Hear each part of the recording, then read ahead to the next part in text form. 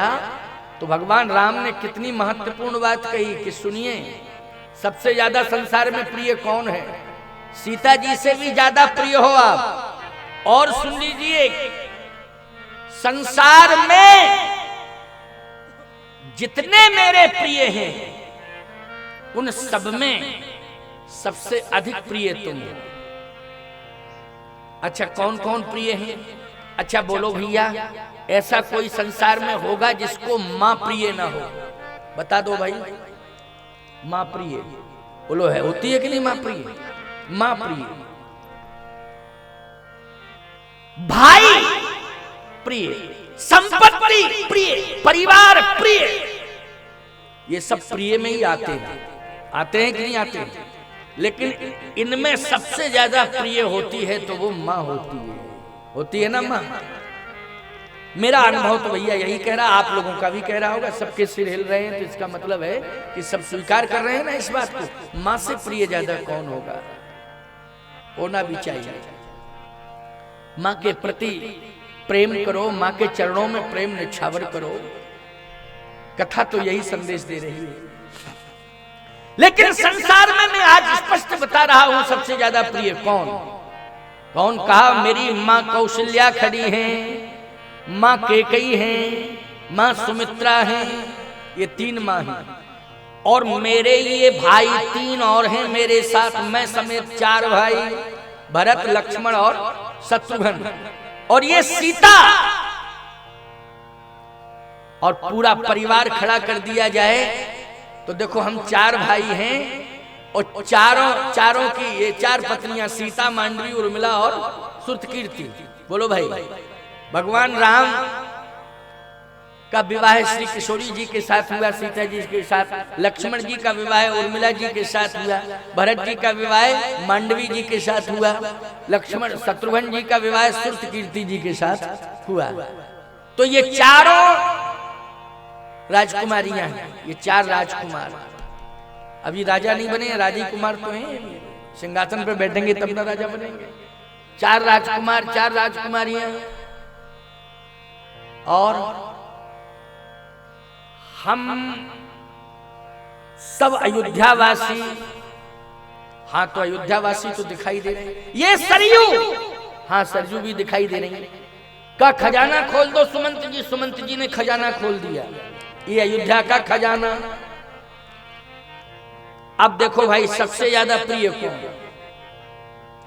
भगवान कह रहे हैं अनुज राज। अनुज में बोलो भरत भी आ गए, लक्ष्मण भी और शत्रुघ्न भी। अनुज राज संपत्ति वैदेही,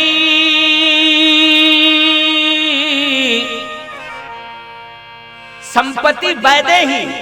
बोलो वैदेही मानी सीता जी का नाम आ गया कि नहीं आ गया? क्लियर, इसमें कोई संदेह नहीं है।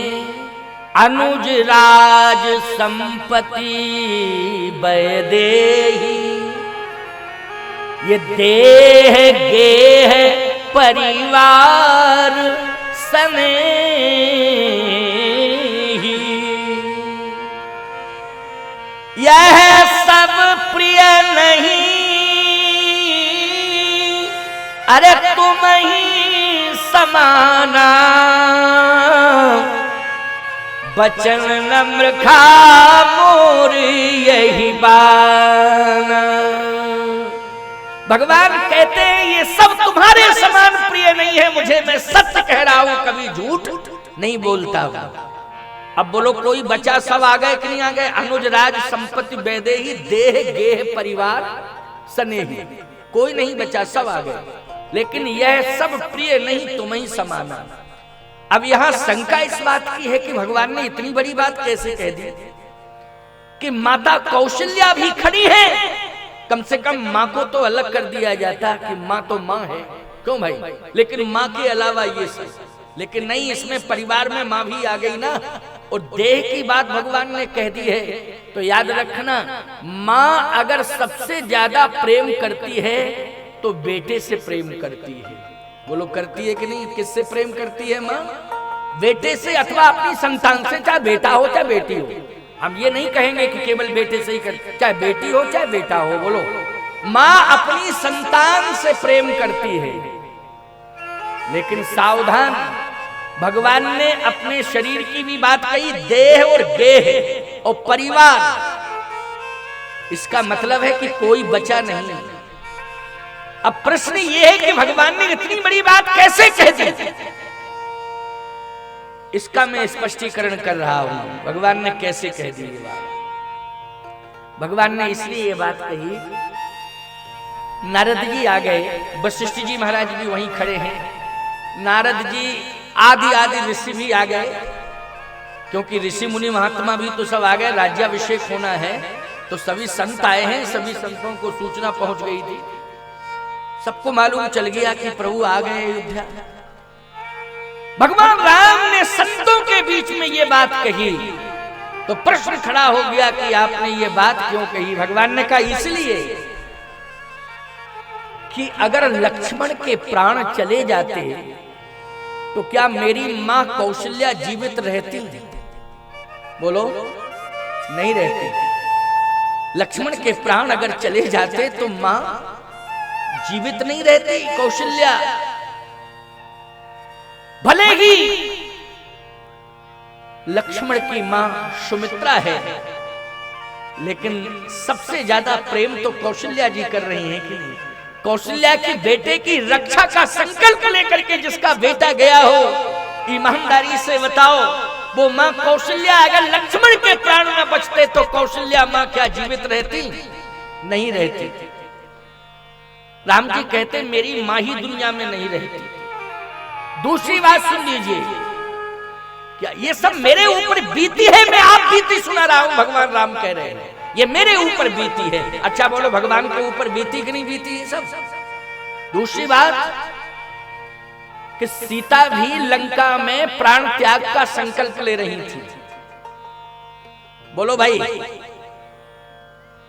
त्रिजटासन बोली कर जोरी, मात विपति संगन ते मोरी, तू मुझे अग्नि लाके दे दे, निशिना अनल मिल सुन सुकुमारी, यस कह सो निज भवन सिधारी।